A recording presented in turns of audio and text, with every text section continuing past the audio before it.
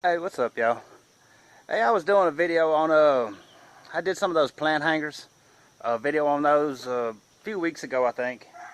And I'm doing some more for a lady at our church. And I was gonna do a video of the engraving of it. I'm gonna engrave a Texas star into them, and just gonna show you how I do it and give you a few tips on it. I made a little kind of makeshift jig. It's a really crude jig to do circles, a circle cutter on a router. And like I say, it's really crude. I got one that's store-bought that'll do holes up to, I think, 10 inches, or they'll go down as low as 10 inches and then go on up higher. But 10 inches is way too big. I only needed it about 4 inches. So I made a little makeshift deal, and I was going to let you take a look at that and show you how I went about doing the star and everything. So this is the jig. Like I say, it's just a crude circle cutter for a router. You can see the bit down in there, maybe. And this is a plunge router. It'll plunge down to it. And it's just a board, a piece of what was tongue and groove, soft pine. I still got a little piece of the groove. I cut it down. And I got a nail head sticking through right there. If you can barely see it. I didn't want it to come out very far because I'm not going very deep into the wood. So I got it out just enough that it'll kind of hold it right there while I'm doing the circle. And then it screws into the plate there, into the bottom of the router. And I mean, it's very basic, very simple. And you'd have to measure from your bit to where that nail is to get the size of the circle you want. But I got a piece of cedar here. I'm going to do the whole thing's out of cedar. And I got a mark there for the center of the board. And it's kind of hard to lay that thing down on there right in the center, because you can barely see that nail. So what I have to do is I have to get down there and really just kind of eyeball it until I get it into that center part. And then I'll show you how to do it after that. You've probably seen circle cutters before for routers. You can buy them. It's just, I needed it today. I needed it yesterday, actually, because I need these done by tomorrow. And you can't find them at Home Depot or Lowe's around here. You have to order them. So I didn't have time to order them. So, actually I did. If I'd have got this done last weekend like I should have, I would have had time to order it. So anyway, I just made this, and we're going to cut it out. I'm going to show you how I did that.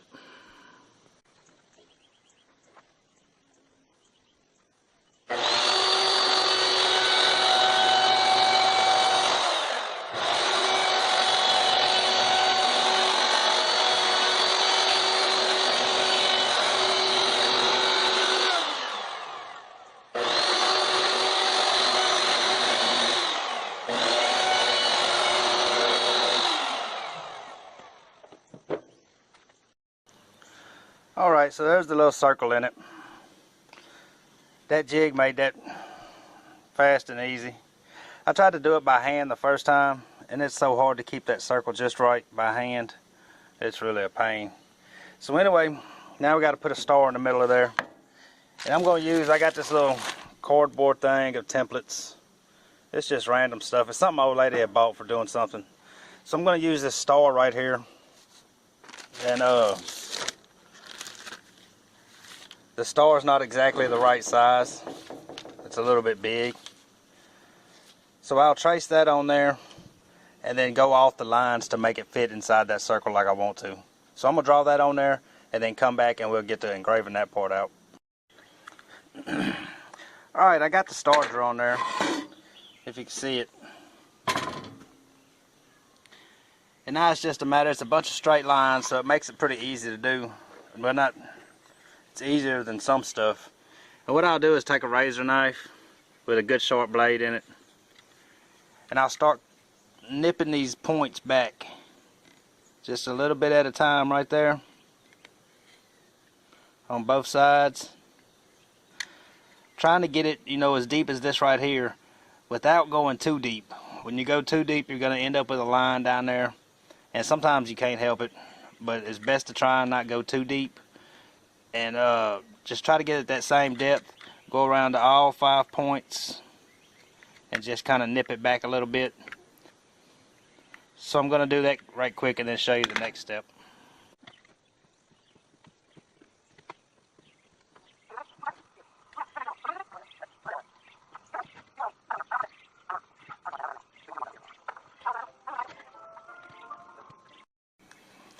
Alright, now I got all 5 corners nipped, each one of them. And now I'll take a straight edge. What I'm using is just a piece of 1/8 inch flat bar. And line it up on the lines all the way across.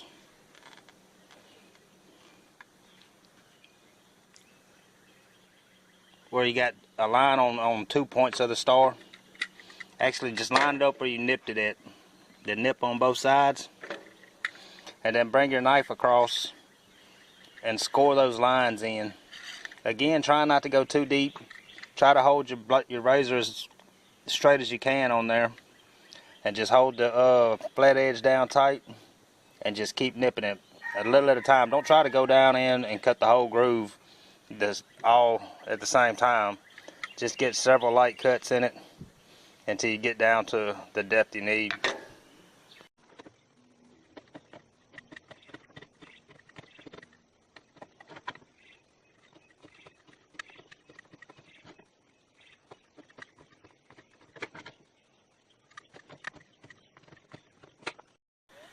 Alright, I got all the lines scored in. You don't necessarily have to catch them in the middle if that's what if you're taking that out, all the star will come out of there. So you don't necessarily have to get them across the middle, just your pattern lines. And now I'm going to use this router. I have a 1/16 straight bit in it. You can barely see that little thing. And this bit has gotten dull too. I need to get a new one. You have to order these too. You can't find them in the hardware stores around here usually. So I have to order another one. It done got pretty dull. And when they get dull, the grain in the board, it likes to try to pull when it hits that grain a lot of times. And man, it'll mess you up and make you mad. But anyway, I'm going to use this now to try to get all this out.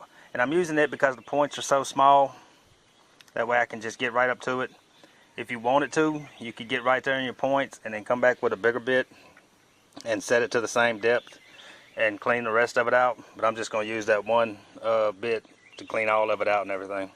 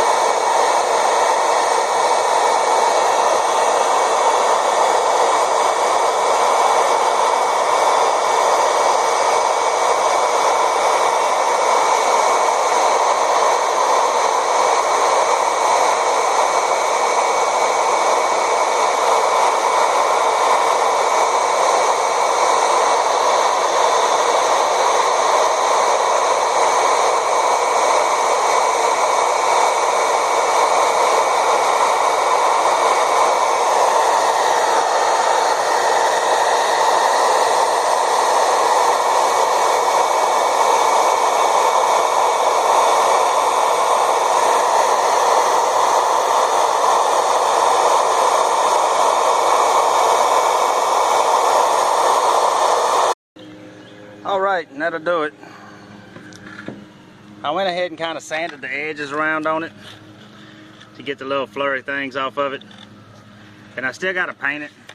You can see, maybe, let me find something to point at it with. You can kind of see the nips right there where I got the little cut line too deep. And that's what I was talking about trying to make sure you don't get too deep in it. I don't know if you can see it on there or not. Yeah, you can see that one. And that one. But on this one, it won't really matter because this is getting painted anyway. I already did one that I painted because she wants 2 of them. And with the paint, it won't be as noticeable. This would look a lot better with stain inside of it. This is a cedar board. And if you did a darker stain in it, it would look better than that paint. But the thing about that stain, you're always going to get some overspill onto the sides when you're trying to go inside these grooves. I mean, you can try to be as careful as you want, you're still gonna get some overspill, and that stain's gonna try to suck into it a little bit, and then you have to come back and try to sand it off. And with the cedar being so soft, and even other pine and stuff like that, they're soft woods too, by the time you get that extra color out of it, the overspill, you might have done sanded it down so low that it's almost flat again. It's happened to me before. And so I use this paint, and the paint, it sands off real easy. That's just some craft paint. You can use spray paint, paint the whole thing, and then try to sand the top off. And depending on how well the paint sucks into the wood, I mean, it works good most of the time. Sometimes it don't. So anyway, also I used I